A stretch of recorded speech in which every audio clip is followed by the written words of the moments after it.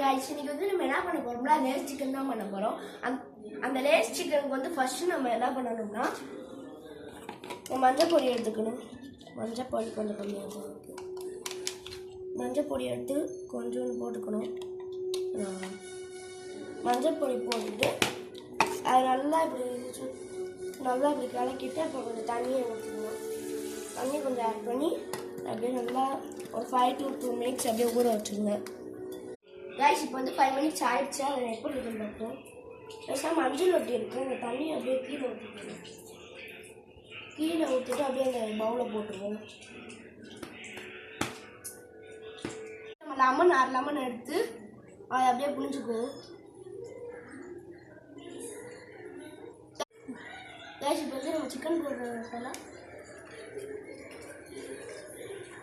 Chicken masala போட்டு கரம் மசாலா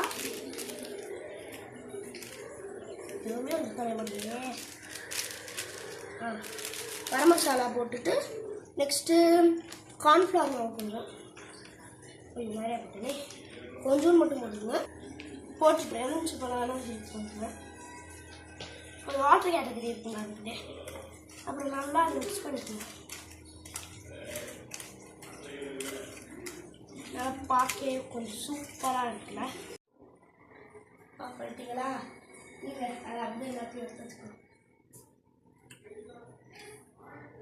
இதே நல்லா இருக்கும். மசாலா கூட வெளியே போகுது. அது இல்லைங்க.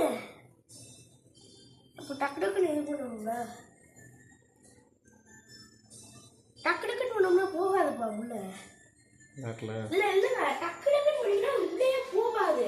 அது மெதுவாக ஸ்மூத்தாக அதோட தண்ணி மாதிரி உள்ள போயிடும். இது சயின்டிஃபிக்கலுக்கு முதல் ட்ரெண்டாக போச்சு ஒரு 2 வாரத்துக்கு முன்னாடி. சரி ஒரு சிப்ஸில் போட்டுக்குவோம்.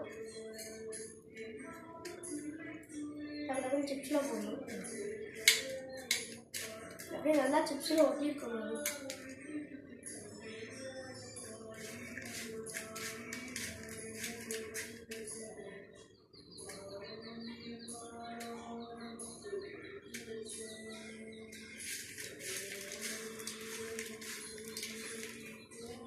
நினைக்கிறேன் இன்னும் கொஞ்சம் ஸ்டிச்சு தேவைன்னு நினைக்கிறேங்க.